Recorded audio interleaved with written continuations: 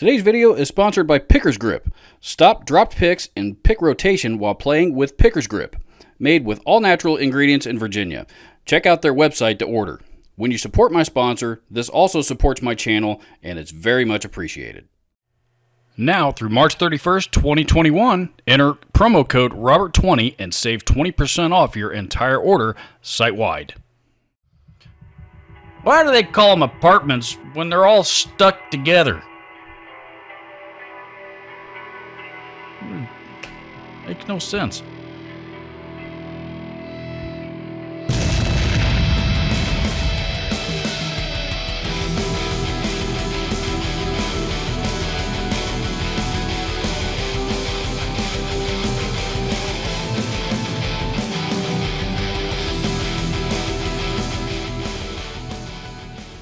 You know, there are very, very, very few products that the Yamaha Corporation has put out that I have not thought were absolutely excellent and punched well above their weight as far as price point goes. I think they make excellent quality guitars. I think they make excellent quality synthesizers. I think they make excellent quality just about anything that Yamaha makes. I think is top-notch gear. I also happen to think that one of the best things to happen to the guitar gear industry in particular in the last 10 years is Yamaha acquiring Line 6, as Line 6's product quality has escalated tenfold from where it was prior. But one area where they definitely seem to have fallen short was this line of pedals that they came out with back in the 1980s. What I am holding here is a distortion pedal from them called the MBD-20M Multiband Distortion. This was my very, very first effects pedal ever, and I bought it because I was playing through a cheap little crappy combo amp that everybody, when you started out playing guitar back in the 80s, it was just a rite of passage that you hated your first amp, and I wanted something that sounded better than that. So, unfortunately, this does sound better than that amp did, but not by much. Seriously, I've talked about this pedal on my channel numerous times, and this thing does not sound good at all. Let's give this thing a listen.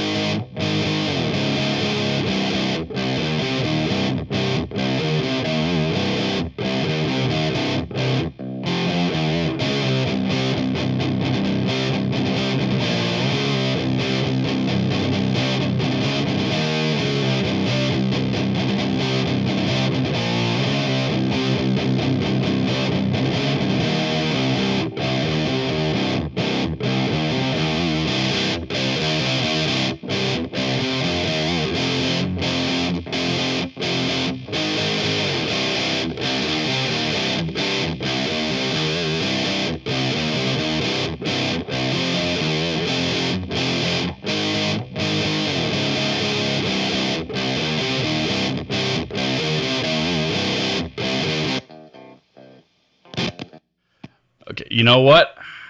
I'm actually surprised because that didn't sound nearly as bad as I expected it to. The way that I ran this, by the way, I ran this straight into the clean channel of my Laney IRT Studio, the way that I run most playthrough pedal demos on my channel these days, and had a 2 notes wall of sound virtual cabinet on the back end of it. So that's what you heard. No EQing or studio smoke and mirrors or anything like that. I mean, what you heard is what you got. Let's conduct one more experiment and put this thing to the test in a full track and see how it sounds in a mix. As of this recording, I have not recorded this yet, so I don't know how it's going to sound. This could sound absolutely terrible. This could change. This could surprise me as well. But I am still under the impression, generally speaking, that this pedal has not aged well over the last 30 plus years at all. So let's listen to this real quick.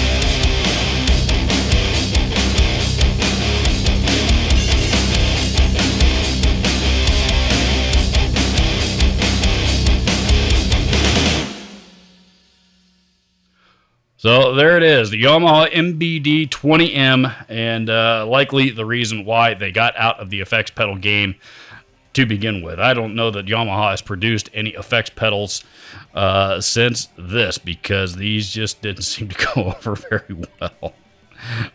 But when I was 10 years old in the 80s, I didn't know any better. So built well, it's solid, all metal, kind of that Boss style stomp box design.